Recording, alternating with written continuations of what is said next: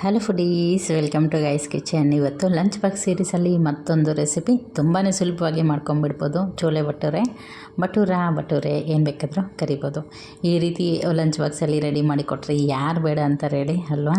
ನೋಡ್ತಾ ಇದ್ರೂ ಬಾಯಲ್ಲಿ ನೀರು ಬರ್ತಾ ಇದೆಯಲ್ಲ. ಮಾಡೋದು ತುಂಬ ಸುಲಭ. ಬನ್ನಿ ಮಾಡೋ ವಿಧಾನ ನೋಡ್ಕೊಳ್ಳೋಣ. ಮೊದಲನೇದಾಗಿ ನೋಡಿ, ಇಲ್ಲಿ ಒಂದು ಸ್ಪೂನಷ್ಟು, ಅಂದರೆ ಒಂದು ಸಾಂಬಾರು ತೊಗೊಳ್ತೀವಲ್ಲ ಆ ಸ್ಪೂನಲ್ಲಿ ಒಂದು ಸ್ಪೂನಷ್ಟು ಮೊಸರನ್ನ ಆ್ಯಡ್ ಮಾಡ್ಕೊತಾ ಇದ್ದೀನಿ ನಾನಿಲ್ಲಿ. ಈ ಮೊಸರು ಜೊತೆಗೆ ಈಗ ಒಂದು 3/4 ಸ್ಪೂನಷ್ಟು ಸಕ್ಕರೆನ ತೊಗೊಂಡಿದ್ದೀನಿ. ಹಾಗೆ 1/4 ಸ್ಪೂನಷ್ಟು ಬೇಕಿಂಗ್ ಸೋಡಾ, ಅಡುಗೆ ಸೋಡಾನ ಯೂಸ್ ಮಾಡ್ತಾಯಿದ್ದೀನಿ. ಅದ್ರ ಜೊತೆಗೆ ರುಚಿಗೆ ತಕ್ಕಷ್ಟು ಉಪ್ಪನ್ನು, ಇಷ್ಟನ್ನು ಸೇರಿಸ್ಕೊಂಡು ಈಗ ಇದನ್ನೆಲ್ಲ ಹಾಗೆ ಸ್ಪೂನಲ್ಲಿ ಚೆನ್ನಾಗಿ ಮಿಕ್ಸ್ ಮಾಡ್ಕೊಳ್ಳೋಣ. ಸಕ್ಕರೆ ಎಲ್ಲ ಚೆನ್ನಾಗಿ ಕರಗಬೇಕು, ಆ ರೀತಿ ಇದನ್ನು ನೋಡ್ಕೋಬೇಕಾಗಿರುತ್ತೆ. ನೋಡಿ, ಈಗೆಲ್ಲ ಸಕ್ಕರೆ ನೀಟಾಗಿ ಮೆಲ್ಟ್ ಹಾಕಿದೆ. ಇದಾದ ನಂತರ ಇದಕ್ಕೆ ನಾನು ಸುಮಾರು ಇಲ್ಲಿ ಒಂದು 250 ಗ್ರಾಮ್ಸ್ ಅಷ್ಟು ಮೈದಾನ ತೊಗೊಂಡಿದ್ದೀನಿ, ಒಂದು 250 ಗ್ರಾಮ್ ಅಷ್ಟು. ಇದನ್ನ ಕಪ್ ಅಳತೆನಲ್ಲಿ ಹೇಳೋದಾದರೆ, ಒಂದು ಕಪ್ ನೀವು ಮೈದಾ ಹಿಟ್ಟು ಯಾವ ಕಪ್ಪಲ್ಲಿ ತೊಗೋತೀರ ನೋಡಿ, ಅದೇ ಕಪ್ಪಲ್ಲಿ 1/4 ಕಪ್ಪಷ್ಟು ಮೊಸರನ್ನ ಆ್ಯಡ್ ಮಾಡಿಕೊಂಡ್ರೆ ಸಾಕಾಗುತ್ತೆ. ಈಗ ಇದನ್ನೆಲ್ಲ ಹಾಗೆ ಡ್ರೈ ಮಿಕ್ಸ್ ಮಾಡ್ಕೊಳ್ಳೋಣ ಒಮ್ಮೆ. ಇದಾದ ನಂತರ ಇದಕ್ಕೆ 1 ಸ್ಪೂನಷ್ಟು ಎಣ್ಣೆನ ಸೇರಿಸ್ಕೊತಾ ಇದ್ದೀನಿ ನಾನು. ಅದು ಎಣ್ಣೆ ಹಾಕ್ಕೊಂಡಿದ್ದಾದ್ಮೇಲೂ ಸ್ವಲ್ಪ ಹಾಗೇ ಮಿಕ್ಸ್ ಮಾಡ್ಕೊಂಡಾದಮೇಲೆ ಇದಕ್ಕೆ ನೀರನ್ನು, ಅಂದರೆ ವಾಮ್ ವಾಟರ್ ಯೂಸ್ ಮಾಡಬೇಕಾಗತ್ತೆ. ಉಗುರು ಬೆಚ್ಚಗಿನ ನೀರಿರುತ್ತಲ್ಲ ಅದರಲ್ಲಿ ಹಿಟ್ಟನ್ನು ಕಲಿಸ್ಕೋಬೇಕಾಗತ್ತೆ.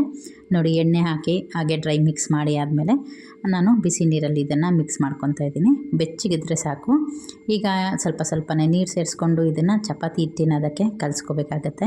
ಇದು ಒಂದೇ ಸ್ವಲ್ಪ ಪ್ರೋಸೆಸ್ ಅಂತ ಹೇಳ್ಬೋದು. ಹಿಟ್ಟು ಕಲಿಸೋದಕ್ಕೆ ಎಷ್ಟೊತ್ತು ಬೇಕಲ್ವ, ಚಪಾತಿ ಹಿಟ್ಟಿಗೂ ನಾವು ಕಲಿಸ್ತೀವಿ. ಸೊ ಇದು ಸ್ವಲ್ಪ ನಾವು ಮೊಸರು ಸ್ವಲ್ಪ ಆ್ಯಡ್ ಮಾಡ್ಕೊಂಡು ಕಲಿಸಿರೋದಷ್ಟೇ. ಇದೇನೆಂದರೆ ಒಂದು 2 ಅವರ್ಸ್ ಮುಂಚೆನೇ ನೆನೆಸಿಡಬೇಕಾಗುತ್ತೆ. ಬೆಳಗ್ಗೆ ಎದ್ದ ತಕ್ಷಣ ಕಾಫಿ ಟೀ ಇಡೋಕ್ಕೆ ಮುಂಚೆನೇ ಇದನ್ನು ಕಲಸಿ ಸೈಡಿಗೆ ಎತ್ತಿಟ್ಬಿಟ್ರೆ ಆಯಿತು. 1 ಅವರ್ ನೆಂದರೂ ಓಕೆ, ಮಿನಿಮಮ್ 1-2 ಅವರ್ಸು ನೆಂದ್ರೇ ಇದು ಪರ್ಫೆಕ್ಟಾಗಿ ಬರುತ್ತೆ. ನೋಡಿ, ಈಗ ಇದನ್ನು ಮೇಲಿಂದ ಇನ್ನೊಂದು ಸ್ವಲ್ಪ ಎಣ್ಣೆ ಹಾಕಿಬಿಟ್ಟು ನೀಟಾಗಿ ಒಮ್ಮೆ ಇದನ್ನು ಮಿಕ್ಸ್ ಮಾಡಿ ಒಂದು ಲಿಡ್ನ ಕ್ಲೋಸ್ ಮಾಡಿಬಿಟ್ಟು ಇದನ್ನು ಸೈಡಿಗೆ ಎತ್ತಿಟ್ಬಿಟ್ರೆ ಇದ್ರ ಪಾಡಿಗಿದ್ದು ನೆನ್ಕೊಂಬಿಡುತ್ತೆ. ಚೋಲೆ ಮಾಡೋದು ಅಷ್ಟೇ, ಕುಕ್ಕರಲ್ಲೇ ಮಾಡ್ತಾ ಇರೋದ್ರಿಂದ ತುಂಬಾ ಬೇಗ ಆಗೋಗುತ್ತೆ. ನಂತರ ನೋಡಿ, ಈಗ ಇದನ್ನು ಸೈಡಿಗೆ ಎತ್ತಿಟ್ಬಿಡೋಣ. ಅದಕ್ಕೇನೆಲ್ಲ ಇಂಗ್ರೀಡಿಯೆಂಟ್ಸ್ ಬೇಕು ನೋಡ್ಕೊಳ್ಳೋಣ. ಮೊದಲನೇದಾಗಿ ಇಲ್ಲಿ ಒಂದು 3 ಟೊಮೊಟೊನ ಹೆಚ್ಚಿಟ್ಕೊಂಡಿದ್ದೆ. ಹಾಗೆ ಒಂದು ಈರುಳ್ಳಿನ ಸಹ ಹೆಚ್ಚಿ ಸೈಡಲ್ಲಿ ಇಟ್ಟಿದ್ದೀನಿ. ನೋಡಿ, ಫಸ್ಟ್ ಟೊಮೊಟೊನ ನಾವು ಪೇಸ್ಟ್ ಮಾಡ್ಕೊಂಬಿಡೋಣ. ಪ್ಯೂರಿ ಮಾಡಿಕೊಂಡ್ರೆ ಈ ಚೋಲೆ ಮಾಡೋದಕ್ಕೆ ತುಂಬ ಸುಲಭ ಆಗುತ್ತೆ. ನೋಡಿ, ಇದನ್ನೆಲ್ಲ ಹಾಕ್ಕೊಂಡು ಚೆನ್ನಾಗಿ ಇದನ್ನು ಬ್ಲೆಂಡ್ ಮಾಡ್ಕೊಂಬಂದುಬಿಡೋಣ. ನೈಸಾಗಿ ಇದನ್ನು ಪೇಸ್ಟ್ ಮಾಡ್ಕೊಂಬಂದರೆ ಆಯಿತು. ನೋಡಿ, ಈರುಳ್ಳಿನೂ ಸಹ ನಾನು ಹೆಚ್ಚಿಟ್ಕೊಂಡಿದ್ದೆ. ಈಗ ಇದನ್ನು ಪೇಸ್ಟ್ ಮಾಡಿ ತಂದಾಯ್ತಲ್ಲ. ನಂತರ ನಾನು ಇಲ್ಲಿ ಕುಕ್ಕರ್ಗೆ 1 ಟೇಬಲ್ ಸ್ಪೂನಷ್ಟು ಎಣ್ಣೆ ಹಾಕ್ಕೊಂಡಿದ್ದೆ. ಎಣ್ಣೆನೂ ಚೆನ್ನಾಗಿ ಕಾದಿದೆ. ಈಗ ಇದಕ್ಕೆ ಒಂದು ಅರ್ಧ ಸ್ಪೂನ್ ಜೀರಿಗೆ, ಅರ್ಧ ಸ್ಪೂನು ಸೋಂಪು ಕಾಳನ್ನು ಸೇರಿಸ್ಕೊತಾ ಇದ್ದೀನಿ. ಹಾಗೆ ಮುಂಚೆ ಹೆಚ್ಚಿಟ್ಕೊಂಡಿದ್ವಲ್ಲ ಈರುಳ್ಳಿ, ಅದನ್ನು ಸಹ ಹಾಕ್ಕೊಂಡು ಚೆನ್ನಾಗಿ ಇದನ್ನು ಬಾಡಿಸ್ಕೋಬೇಕಾಗತ್ತೆ. ಈರುಳ್ಳಿ ಚೆನ್ನಾಗಿ ಬೇಯಬೇಕು, ಅಲ್ಲಿ ತನಕ ಇದನ್ನು ಚೆನ್ನಾಗಿ ಬಾಡಿಸ್ಕೋಬೇಕಾಗತ್ತೆ. ಇದ್ರ ಜೊತೆಗೆ ಸ್ವಲ್ಪ ಮಸಾಲೆ ಐಟಮ್ ಹಾಕ್ಕೋಬೇಕಾಗತ್ತೆ. ಈರುಳ್ಳಿ ಹಾಕಿದ್ದಾದ ಮೇಲೇ ನಾವು ಸ್ಪೈಸಸ್ ಅನ್ನೋದು ಹಾಕ್ಕೋಬೇಕು, ಇಲ್ಲಾಂದರೆ ಅದ್ರ ಫ್ಲೇವರು ಕೊನೆವರೆಗೂ ಉಳಿಯೋದಿಲ್ಲ. ಹಾಗಾಗಿ ಈರುಳ್ಳಿ ಹಾಕ್ಕೊಂಡಾದಮೇಲೆ ನೋಡಿ, ನಾನಿಲ್ಲಿ ಸುಮಾರು ಒಂದು 2 ಇಂಚಷ್ಟು ಚಕ್ಕೆ ತೊಗೊಂಡಿದ್ದೀನಿ. ಒಂದು ಕಾಡು ಏಲಕ್ಕಿ ಅಂತಾರಲ್ಲ, ದಪ್ಪ ಏಲಕ್ಕಿ, ಅದನ್ನು ತೊಗೊಂಡಿದ್ದೀನಿ. 3 ಲವಂಗ ತೊಗೊಂಡಿದ್ದೀನಿ. ಮಾಡೋ ಕ್ವಾಂಟಿಟಿ ಮೇಲೆ ನೋಡಿಕೊಂಡು ನೀವು ಜಾಸ್ತಿ ಅಥವಾ ಕಡಿಮೆ ಮಾಡ್ಕೊಂಬಿಡ್ಬೋದು. ನೋಡಿ, ಇದು ಚೆನ್ನಾಗಿ ಬೇಯಬೇಕೀಗ. ಇದಕ್ಕೇ ನಾನು ಶುಂಠಿ ಬೆಳ್ಳುಳ್ಳಿ ಪೇಸ್ಟನ್ನು ಸಹ ಸೇರಿಸ್ಕೊತಾ ಇದ್ದೀನಿ. ಅದನ್ನು ಅಷ್ಟೇ 1 ಸ್ಪೂನ್ ಹಾಕ್ಕೊಳ್ತಾ ಇದ್ದೀನಿ. ಫ್ರೆಶ್ ಆಗಿತ್ತಂದರೆ ಅದನ್ನೇ ಹಾಕ್ಕೊಳ್ಳಿ ನೀವು, ಫ್ಲೇವರ್ ಇನ್ನೂ ಚೆನ್ನಾಗಿ ಕೊಡುತ್ತೆ. ನಾನಿಲ್ಲಿ ಎವರೆಸ್ಟ್ ಅವ್ರನ್ನ ಯೂಸ್ ಮಾಡ್ತಾಯಿದ್ದೀನಿ. ಬೆಳಿಗ್ಗೆ ಎಲ್ಲರೂ ಟಿಫನ್ ಮಾಡೋ ಟೈಮಲ್ಲಿ ಫ್ರೆಶಾಗಿ ಮಾಡ್ಕೊಡ್ಲಿಕ್ಕೆ ಆಗೋದಿಲ್ಲ ಅಲ್ಲ, ಆಗಾಗ ಈ ರೀತಿ ಯೂಸ್ ಮಾಡ್ಕೊಳ್ತಾ ಇರ್ತೀನಿ. ಯೂಶ್ವಲಿ ಮನೆಯಲ್ಲೇ ಮಾಡ್ಕೊತೀನಿ. ಇದು ತಂದಿರೋದಿತ್ತು, ಹಾಗಾಗಿ ಇದನ್ನೇ ಬಳಸ್ತಾ ಇದ್ದೀನಿ.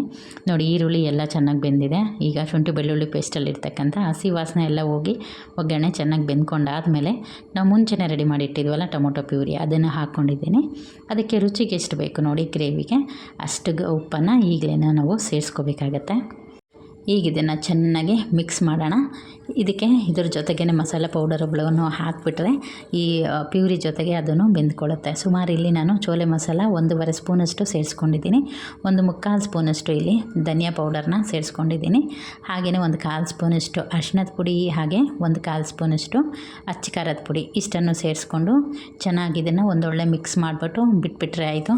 ಇದು ಚೆನ್ನಾಗಿ ಕುದ್ಬಿಟ್ಟು ಸೈಡಲ್ಲಿ ಎಣ್ಣೆ ಬಿಟ್ಕೊಂಡು ಬರಬೇಕು, ಅಲ್ಲಿ ತನಕ ಇದು ಬೇಯಬೇಕಾಗತ್ತೆ. ಅಷ್ಟರಲ್ಲಿ ನಾವು ಒಂದು ಚಿಕ್ಕ ಪ್ರೋಸೆಸ್ ಇದೆ, ಅದನ್ನು ಮಾಡ್ಕೊಂಬಿಡೋಣ. ಒಂದು ಬಟ್ಲಲ್ಲಿ ನೀರು ಇಟ್ಕೊಂಡಿದ್ದೆ, ಅದಕ್ಕೆ 2 ಸ್ಪೂನಷ್ಟು ಇಲ್ಲಿ ಟೀ ಪೌಡರ್ನ ಸೇರಿಸ್ಕೊಂಡಿದ್ದೀನಿ. ಇದನ್ನು ಚೆನ್ನಾಗಿ ಕುದಿಲಿಕ್ಕೆ ಬಿಟ್ಬಿಡೋಣ.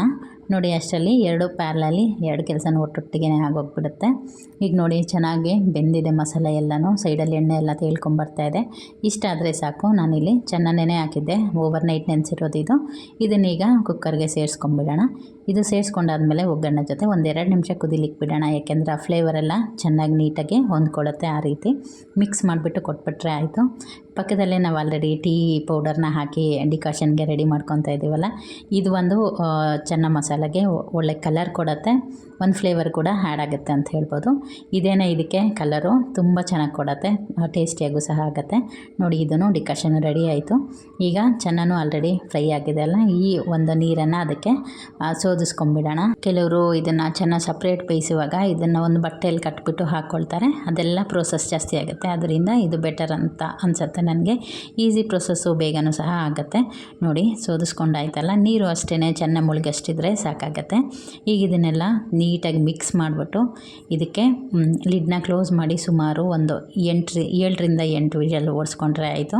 ನೋಡ್ಕೊಳ್ಳಿ, ಚೆನ್ನಾಗಿ ಹಿಂಗೆ ಕೈಯಿಂದ ಪ್ರೆಸ್ ಮಾಡಿದ್ರೆ ನೀಟಾಗಿ ಅಂದರೆ ಬೆಂದಿರಬೇಕು, ಅಷ್ಟು ಬೆಂದರೆ ಆಯಿತು. ಕುಕ್ಕರು ಒಂದೊಂದು ಕುಕ್ಕರ್ ಒಂದೊಂದು ಥರ ಇರುತ್ತಲ್ಲ, ಕೆಲವು ಕುಕ್ಕರ್ಗೆ 5-6 ಆದ್ರೂ ಸಾಕಾಗುತ್ತೆ, ಕೆಲವಿಗೆ 7-8 ಡಿಪೆಂಡ್ಸ್ ಅಷ್ಟೇ. ಹಾಗೆ ನೋಡಿ, ಅದು ಚಿಕ್ಕದು ತೊಗೊಂಡಿದ್ವಿ, ದೊಡ್ಡ ತೊಗೊಂಡಿದ್ವಿ, ಅದು ಕೂಡ ಮ್ಯಾಟ್ರ್ ಆಗುತ್ತೆ. ನಾನಿಲ್ಲಿ ಸುಮಾರು 7 ವಿಷಲ್ನ ಹಾಕ್ಸ್ಕೊಂಡಿದ್ದೆ. ನೋಡಿ ನೀಟಾಗಿ ಬೆಂದಿದೆ. ಒಮ್ಮೆ ತೋರಿಸ್ತೀನಿ. ಕಲರ್ ನೋಡಿ ಎಷ್ಟು ಚೆನ್ನಾಗಿ ಬಂದಿದೆ ಅಂತ. ಈ ಕಲರ್ ಬಂದು ನಾವು ಆ ಟೀ ಡಿಕಾಕ್ಷನ್ ಹಾಕಿದ್ದೀವಲ್ಲ, ಅದರಿಂದ ಬಂದಿರತಕ್ಕಂಥ ಕಲರು. ನೋಡ್ತಾ ಇದ್ರೆ ಬಾಯಲ್ಲಿ ನೀರು ಬರ್ತಾ ಇದೆಯಲ್ಲ, ತುಂಬ ರುಚಿಯಾಗುತ್ತೆ. ಒಮ್ಮೆ ಟ್ರೈ ಮಾಡಿ. ಈಗ ಇದನ್ನು ಒಂದು ಪೀಸ್ ತೊಗೊಂಡು ಚೆಕ್ ಮಾಡ್ಕೊಳ್ಳೋಣ ಬೆಂದಿದೆಯಾ ಕರೆಕ್ಟಾಗಿ ಅಂತ. ನೋಡಿ ಇಷ್ಟು ಬೆಂದರೆ ಸಾಕಾಗುತ್ತೆ. ನೀಟಾಗಿ ಮ್ಯಾಶ್ ಆಗ್ತಾಯಿದೆ. ಈ ರೀತಿ ಆದರೆ ಸಾಕು. ಈಗ ಚೋಲೆ ಮಸಾಲೆ ರೆಡಿ ಆಗೋಯಿತು. ಇದಕ್ಕೆ ಕೊನೆಯದಾಗಿ ಕಸೂರಿ ಮೇಥಿನ ಹಾಕ್ಕೊಂಡು ಒಂದು ಕುದಿ ಬರೋವರೆಗೂ ಕುದಿಸ್ಕೊಳ್ಳೋಣ. ಹಾಗೆ ಇದಕ್ಕೆ ಒಂದು ಸೂಪರಾಗಿರ್ತಕ್ಕಂಥ ಒಗ್ಗರಣೆನೂ ಕೊಡಬೇಕು. ತುಪ್ಪದಲ್ಲಿ ಮಾಡ್ಕೊಳ್ಳಿ ಒಗ್ಗರಣೆಗೆ ಹಸಿಮೆಣ್ಸಿನ್ಕಾಯಿ ಹಾಗೂ ಉದ್ದುದ್ದ ಹೆಚ್ಚಿರ್ತಕ್ಕಂಥ ಶುಂಠಿ ಇಷ್ಟನ್ನು ಹಾಕ್ಕೊಂಡ್ಬಿಟ್ರೆ ಒಗ್ಗರಣೆ ರೆಡಿ ಆಗೋಯಿತು. ಚೋಲೆನೂ ರೆಡಿ ಆಯಿತು. ಈಗ ಭಟೂರೆ ಮಾಡ್ಕೊಳ್ಳೋಣ. ಅದಕ್ಕಾಗಿ ಆಲ್ರೆಡಿ ನಾವು ಹಿಟ್ಟನ್ನ ನೆನೆಸಿಟ್ಕೊಂಡಿದ್ವಲ್ಲ, ಅದನ್ನು ಈಗ ಮತ್ತೊಮ್ಮೆ ನೀಟಾಗಿ ಮಿದ್ಕೊಂಬಿಡೋಣ. ಮಿದ್ಕೊಂಡು ಎಲ್ಲನೂ ಒಂದೇ ಸೈಜಲ್ಲಿ ತೊಗೋಬೇಕಾಗತ್ತೆ, ಆವಾಗ ಭಟೂರನೂ ಕೂಡ ಸೇಮ್ ಸೈಜಲ್ಲಿ ಬರುತ್ತೆ. ನೋಡಿ ಹಿಟ್ಟು ಎಷ್ಟು ಸಾಫ್ಟಾಗಿ ನೆನ್ಕೊಂಡಿದೆ ಅಂತ. ಸ್ವಲ್ಪ ಕೈಗೆ ಮೈದಾ ಹಿಟ್ಟನ್ನು ಅಂದರೆ ಡಿಪ್ ಮಾಡ್ಕೊಂಬಿಟ್ಟು ಕೈಯಲ್ಲಿ ಈ ರೀತಿ ಮಿಕ್ಸ್ ಮಾಡ್ಕೊಂಡ್ರೆ ಆಯಿತು. ಈ ಥರ ಎಲ್ಲನೂ ಒಂದೇ ಸೈಜಲ್ಲಿ ಬಾಲ್ಗಳಾಗಿ ಮಾಡಿಕೊಂಡು ಇದಾದ ನಂತರ ಇದನ್ನು ಓವಲ್ ಶೇಪಲ್ಲಿ ಲಟ್ಟಿಸ್ಕೋಬೇಕಾಗತ್ತೆ. ನಾನು ಈ ಪ್ರೋಸೆಸ್ ಎಲ್ಲ ಮಾಡೋದಕ್ಕೆ ಮುಂಚೆನೇ ಕರೀಲಿಕ್ಕೆ ಎಣ್ಣೆನೂ ಸಹ ಇಟ್ಟಿದ್ದೆ. ಎಣ್ಣೆನೂ ಬಿಸಿ ಹಾಕಿದೆ. ಈಗ ಇದನ್ನು ಬಿಸಿ ಎಣ್ಣೆಯಲ್ಲಿ ಹಾಕ್ಕೊಂಡು ಚೆನ್ನಾಗಿ 2 ಸೈಡ್ ಕರೆದ್ರೆ ಆಯಿತು. ನೋಡಿ ಈ ರೀತಿ ಮೇಲ್ಗಡೆ ಒಂದು ಸ್ಪೂನಿಂದ ಈ ಥರ ಪ್ರೆಸ್ ಮಾಡ್ತಾ ಹೋದರೆ ಅದು ಪೂರಿ ಥರ ಉಪ್ಕೊಂಬರುತ್ತೆ. ಭಟೂರನೂ ಸಹ ರೆಡಿ ಆಗೋಗುತ್ತೆ. ನೋಡಿ ಮತ್ತೊಂದು ಕಡೆ ಇದೇ ರೀತಿ ಬೇಯಿಸ್ಕೊಂಡ್ರೆ ಆಯಿತು. ಸೂಪರಾಗಿ ಇರ್ತಕ್ಕಂಥ ಭಟೂರ ರೆಡಿ ಆಗೋಗುತ್ತೆ. ನೀವು ಕೂಡ ಟ್ರೈ ಮಾಡಿ ಆದಮೇಲೆ ಹೇಗಾಗಿತ್ತು ಅನ್ನೋದು ಕಮೆಂಟ್ ಮಾಡೋದು ಮರಿಬೇಡಿ.